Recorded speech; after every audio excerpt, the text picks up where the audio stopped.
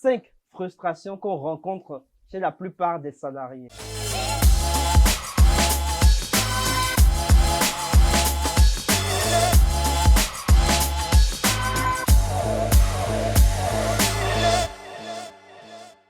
Je vais vous partager dans cet épisode des matinales du salarié preneur 5 frustrations majeures qu'on rencontre dans le salariat. Je suis Charbel Zohoun, ex-salarié, aujourd'hui entrepreneur. Je dirige l'agence Genesis Marketing et Communication. J'ai donc un passé de salarié et je sais très bien les frustrations que j'ai pu ressentir à l'époque.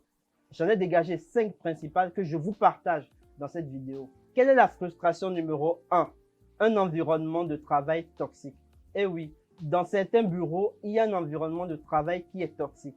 Vous avez peut-être des collègues au travail. Lorsque vous parlez avec eux, très rapidement, ce que vous avez pu leur dire se retrouve dans les oreilles du patron. Très rapidement, vous vous rendez compte que ce que vous avez confié à un collègue en qui vous aviez confiance se retrouve très rapidement dans les oreilles du patron. Comment est-ce que cela se fait? Il y a peut-être des collègues aujourd'hui, dès lors que vous vous confiez, dès lors que vous ne vous sentez pas bien dans l'entreprise, dès lors que vous critiquez une décision, vous donnez votre avis, il y a donc des collègues qui sont des taupes et qui sont à l'affût de la moindre information qu'un autre collègue peut partager pour aller bien se faire voir du patron. Vous savez très bien, entre ce que vous avez dit et ce qu'ils vont rapporter, il y a une différence énorme. Ils vont juste transformer vos propos et les donner au patron de sorte à se faire bien voir. Malheureusement, ces cas sont fréquents en entreprise. Il y en a qui espèrent avoir une promotion en jouant la taupe.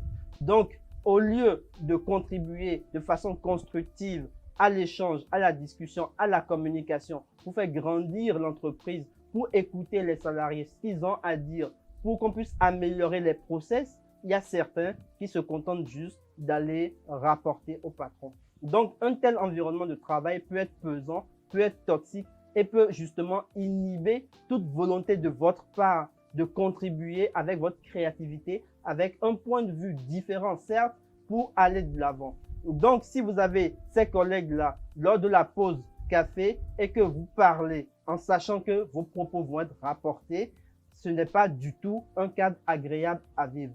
Mais vous pouvez l'utiliser à votre avantage. En quoi faisant? Tout simplement, puisque vous savez que ce que vous allez dire finira dans les oreilles du patron, autant mieux en profiter pour faire passer des messages de façon indirecte.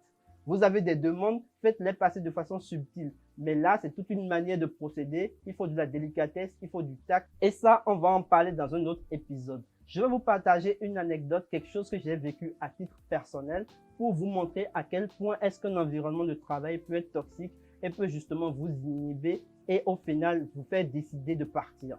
Lorsque j'étais salarié, j'ai rejoint une entreprise en tant que jeune ingénieur. J'avais une certaine expérience professionnelle, un diplôme d'ingénieur d'une grande école au Maroc. Donc, j'ai rejoint cette entreprise-là. Il s'avère que dans cette entreprise, il y avait une dame qui était là depuis 10 ans, 15 ans à peu près, qui a commencé au poste de secrétaire. Au bout de 10-15 ans, elle est passée responsable des ressources humaines. Donc, du coup, lorsque je suis entré dans cette entreprise tout jeune, tout bleu, avec mon diplôme et ma petite expérience professionnelle, j'ai tout de suite négocié une rémunération qui était supérieure à sa rémunération à elle. Et ça, elle l'a très mal pris. Elle a pris ça comme un affront. Elle a pris ça comme une insulte. Donc, du coup, au lieu de se rapprocher du directeur pour lui en parler, renégocier son salaire, ce qu'elle a fait, elle a déversé toute sa frustration, toute sa déception, toute sa colère sur moi. Du coup, tout ce que je faisais, elle épiait. Quand je me levais de mon poste, elle allait voir sur quoi est-ce que je travaillais. Quand j'allais à la pause, elle allait chronométrer combien de temps j'ai fait à la pause. Quand je suis au téléphone, combien de temps j'ai passé au téléphone. Et elle rapportait tout ça constamment au directeur. Elle l'a fait sur plusieurs mois. À un moment donné, le directeur m'a fait appel dans son bureau. Monsieur, il m'a été rapporté que vous prenez des pauses trop longues, vous passez du temps au téléphone et ce genre d'attitude n'est pas acceptable dans notre entreprise. J'ai été choqué, j'ai été très surpris de me dire, comment est-ce que le directeur a pu savoir? Qui lui a rendu compte de tout ça? Parce qu'avec cette dame, j'avais en ce moment une très belle relation. Elle souriait, on échangeait, c'était très amical entre nous. Je pensais en fait qu'elle œuvrait pour mon bien, pour le bien de l'entreprise. Mais non, en réalité, ce qu'elle faisait, c'était juste rapporter mes moindres faits et gestes au directeur. Il m'a fallu du temps pour identifier justement la source d'information du directeur, il s'est avéré que c'était elle. Donc, imagine un peu l'ambiance au travail. Imagine un peu que dans le même bureau, nous soyons face à face et que le matin, quand j'arrive derrière mon ordinateur, je la regarde, elle me regarde, je suis vraiment en colère, je suis dégoûté à la limite et elle aussi, elle est remplie de colère, elle n'a qu'une envie qu'on me dégage de là. Donc, du coup, on est resté dans cette atmosphère pesante, cette atmosphère toxique qui n'aidait ni l'un ni l'autre. Je peux vous assurer que ça a été tellement désagréable que le matin, pour aller au bureau, j'y allais à reculons. J'avais le cœur lourd, j'avais juste envie que cette dame quitte. Mais en réalité, elle était là depuis 10-15 ans et c'était moi qui étais le nouveau. Donc, c'était très désagréable à vivre. Assurez-vous d'avoir un cadre de travail qui soit vraiment pacifié, un cadre de travail où vous vous nourrissez réciproquement, où vous vous tirez vers le haut, vous voulez contribuer au bien-être de l'entreprise. Donc du coup, le cadre de travail est tellement important. Et si aujourd'hui, vous avez un cadre de travail toxique, un environnement toxique, des personnes qui sont toxiques autour de vous, je peux vous assurer que c'est une grosse source de frustration et c'est l'une des raisons pour lesquelles des salariés finissent par claquer la porte et s'en aller. Donc ça, c'est la toute première frustration. La frustration numéro 2 à présent, c'est être dans l'ombre d'un supérieur hiérarchique. Peut-être que certains d'entre vous qui m'écoutez en ce moment, vous avez déjà vécu ça. En effet, qu'est-ce qui se passe? La plupart du temps, lorsque vous démarrez dans une entreprise, vous avez un supérieur hiérarchique.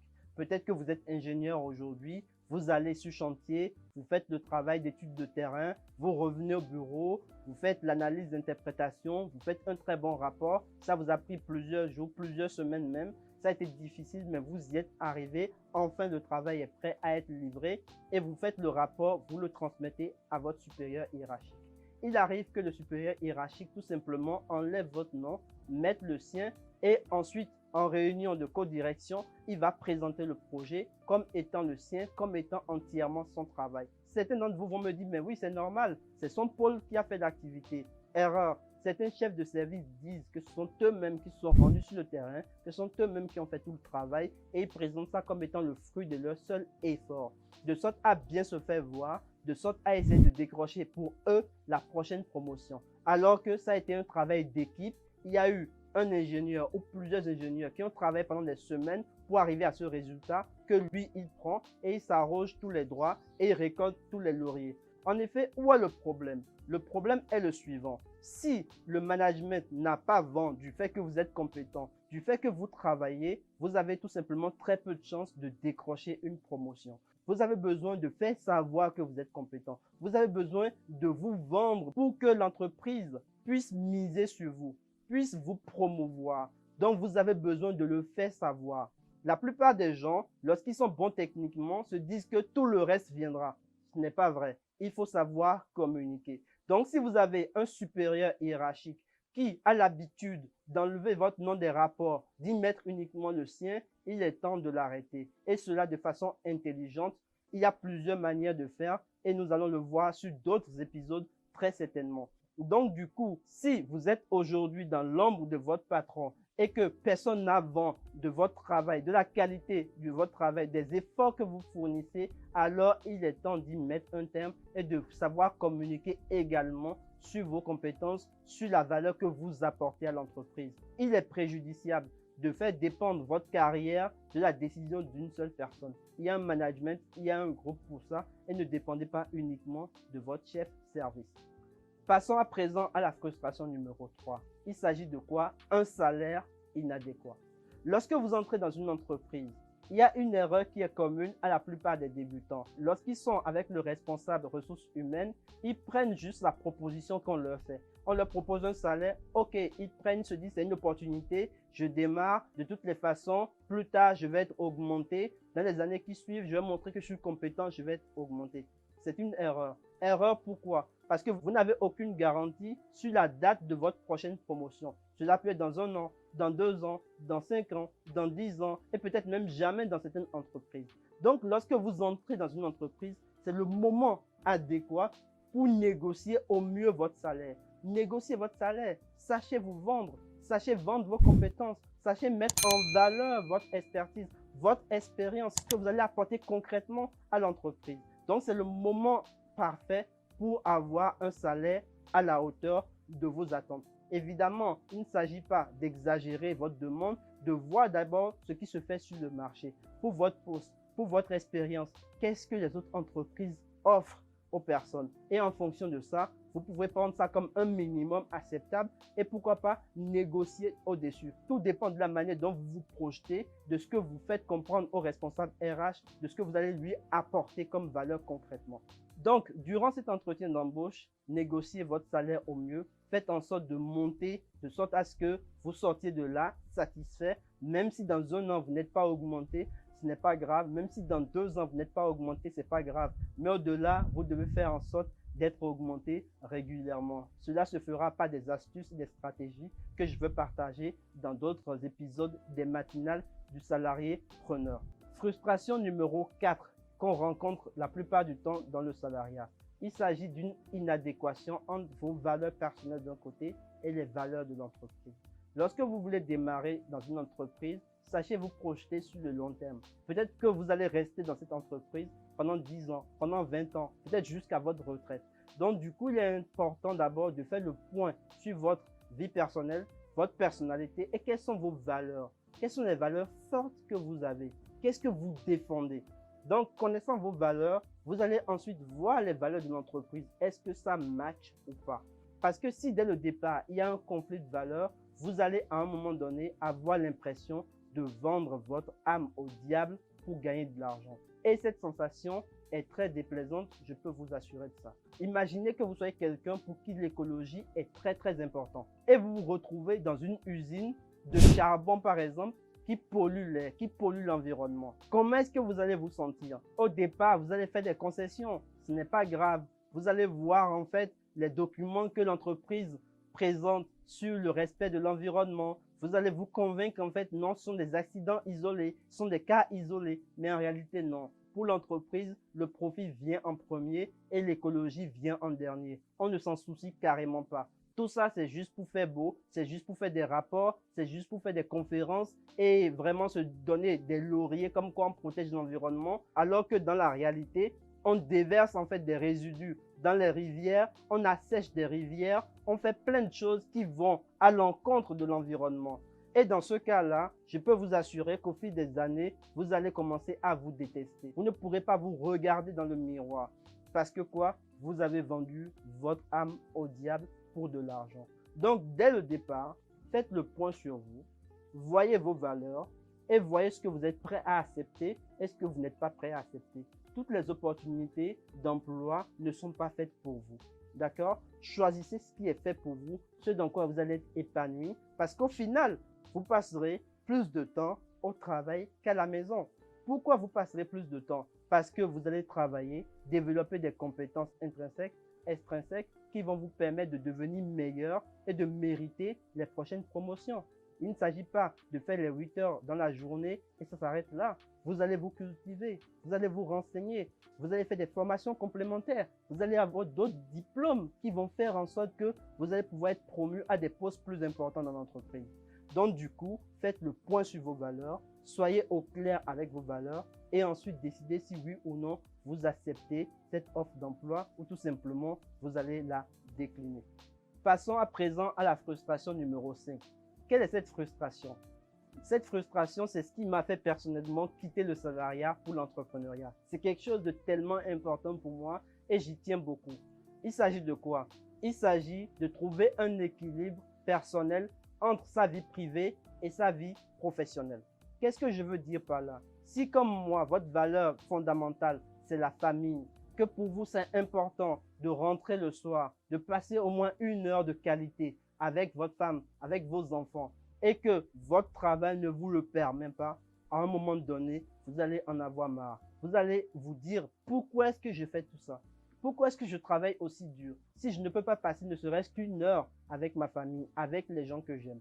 Donc, c'est important de trouver un équilibre personnel entre sa vie privée et sa vie professionnelle. Je ne vous dis pas que lorsque vous sortez du travail, automatiquement, vous devez tout fermer, vous vous en foutez et que ça fait jusqu'au lendemain. Non, c'est pas ce que je vous dis.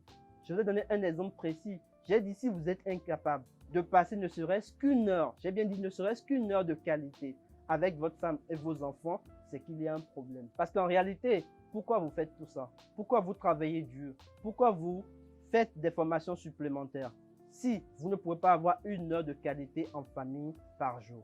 C'est super important pour moi. Arrivé à un moment donné, j'ai compris que j'avais besoin de cet équilibre-là, de sorte à pouvoir me dégager du temps personnel pour moi, pour ma famille, pour des choses qui me passionnent, pour me nourrir, me remplir de l'intérieur, pour que le lendemain, je puisse redonner à l'entreprise. Comment est-ce que je peux donner à l'entreprise si au fond de moi-même, je suis vide? Je suis complètement vidé. Si vous le faites depuis trop longtemps, vous allez tout droit vers le burn-out, tout droit vers la dépression. Et ce n'est pas ce que je vous souhaite. Sachez que le travail est très important. Le travail est super important. La vie de famille aussi est importante.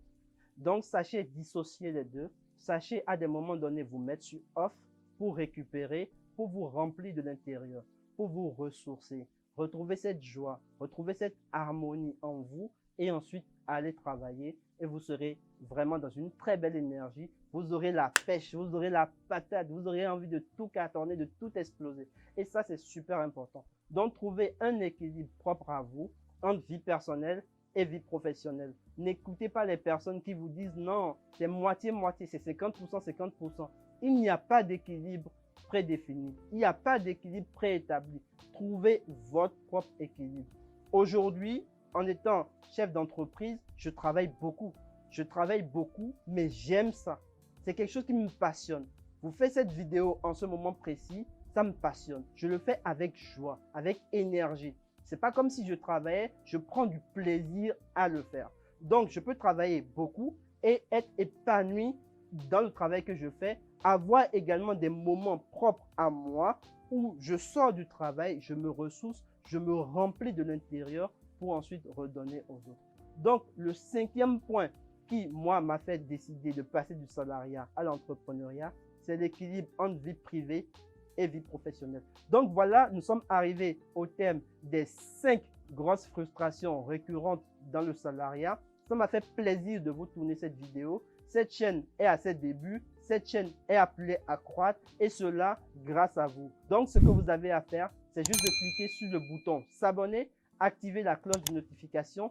Laissez-nous un commentaire par rapport aux 5 frustrations. Ajoutez-nous-en une 6e, une 7e. Quelles sont les autres frustrations qu'on n'a pas abordées? Il y en a tellement. Partagez-nous ça en commentaire. Nous allons pouvoir vous répondre et avec cette interaction, dire à l'algorithme de YouTube qu'il y a une belle communauté ici qui grandit et qu'il faut vraiment nous exposer davantage pour que la communauté grandisse. Donc, je compte vraiment sur vous. Ça m'a fait plaisir. C'était Charbel. Je vous dis à très très vite pour le prochain épisode. Ciao.